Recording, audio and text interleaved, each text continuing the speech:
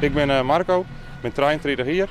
Ik ben nu 12 heel hier bij de brandweer van Heerenveen. En dit is mijn huid. En ik ben Paul, ik ben 62 hier. Ik ben 42 hier bij de brandweer van Heerenveen.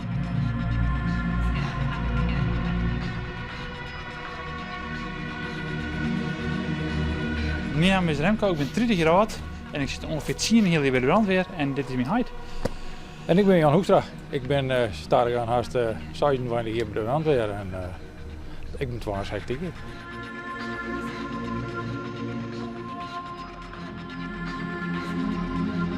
Ik ben Stef, ik ben 22 hier en ik zit nu 4 jaar hier bij de brandweer in Heerenveen. En dit is mijn huid. Ik ben Richard, ik ben 54 jaar en ik zit bijna 25,5 jaar bij de brandweer.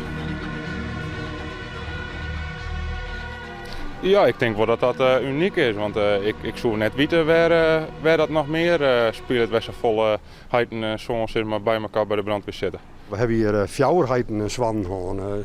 Door heid van een zoon is er jammer genoeg net meer bij, want die ziet met zijn gezondheid wat. Het gaat van heid op zoon en dat maakt het trek leuk.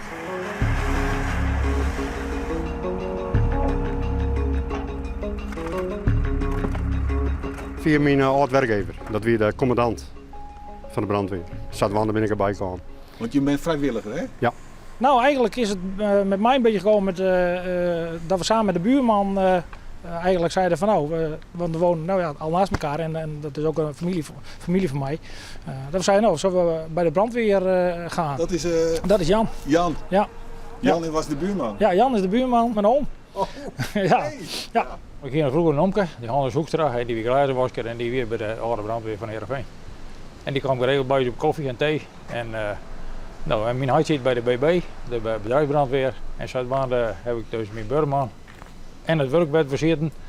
Hebben we dus de boel warm maken en zeiden we hebben het allemaal bij, dat liep u al wat. Dus dan gingen we ook samen in de auto stappen in de, Jan had een Fiat Panda en dan reden we via het Panda naar de Korenbusweg, want daar zat de kazerne.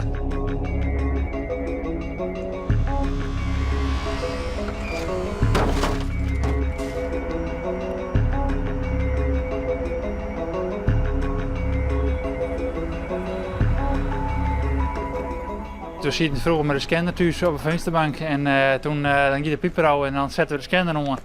En dan luisteren we altijd mee van wat er aan de hand weer. En dan gingen ze er eigenlijk achter op fietsen gingen ze er achterom. Als we in de buurt weer tenminste. En dan konden we altijd zien wat er aan de hand weer. Dus zo zijn we altijd op hechten van wij hebben een huid weer of wij een ploeg weer. Als jong zo aan wie ik al vaak te vinden op kazerne. En toen ik 1 krachtje wie dat ik erbij mocht, heb ik me direct aanmelden en kon ik starten met mijn opleiding. Ja, het is op het begin begin je steeds meer te merken van dat de pieper gaat en dat die fut gaat en dan zit te eten met z'n allen en dat hij naar fut gaat. Ja, en op een gegeven moment wenst eraan. Hè, dan zit het wat meer in het systeem. Dus ja, dan is het op zich net wat meer als een vriendjes nodig. Vroeger dat zie ik het denken van we vleert die heen.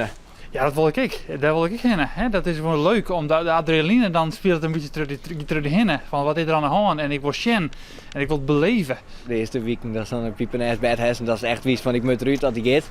Nou, de eerste week hiek de pieper in het bakje knikkers, want ik word net weg van de pieper. Nee, dan kwam hij te keer binnenslaan van zoals ik nog fut. En dan kwamen we elkaar wel zin op overloop en dan wie het eerste beneden wie in de auto zit. Maar vaak reden we met elkaar mee en dan die eruit drukken en dan gaan we te gerven naar huis.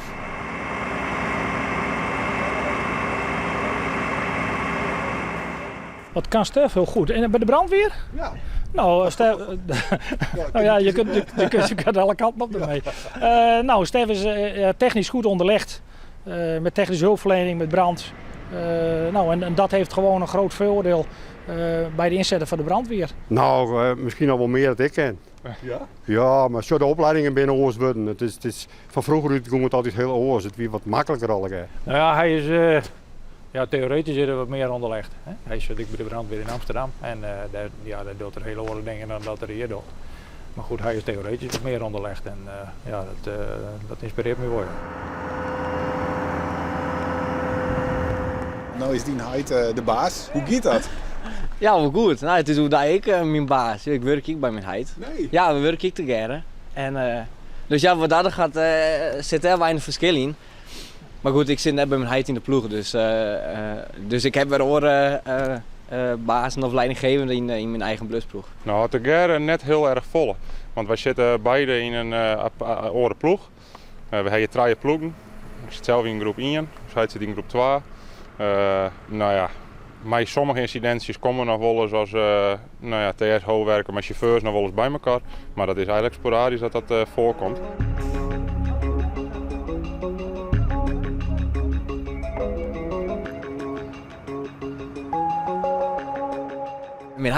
Ik vind mijn heid een goede leidinggevende. Bij de brandweer, bij mijn werk.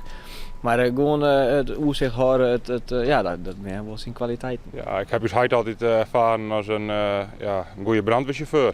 En dat wie mijn insteek op een gegeven moment om die kant op te gaan. En inmiddels ben ik nu 4 jaar brandweerchauffeur hier bij Heerenveen. Mijn heid is heel erg praktiek onderlegd, dus ik ken me heel op praktiekgebieden. Dat is natuurlijk een man die kent met de handen, het iets vroeger verzinnen. En ik ben het eigenlijk met mijn handen verzinnen. En dat is wel het grote verschil. En daarin versterk je elkaar weer. En dat is wel heel erg leuk om te zien. Bij de brandwacht in Amsterdam? Ja. Nou, ik zit op kantoor daar in Amsterdam. Ben ik veiligheidskundige. Dus ik hou me heel erg bezig met het veilige werk in Friese brandweermeester. En dat is een van de thema's. En daar werk ik 3 uur in de week. En dan ben ik hier gewoon acteur ben. Ja, dan kijk ik het eigenlijk net later, dan zit je ook bij de brandweer. En dan op vrijwillige basis.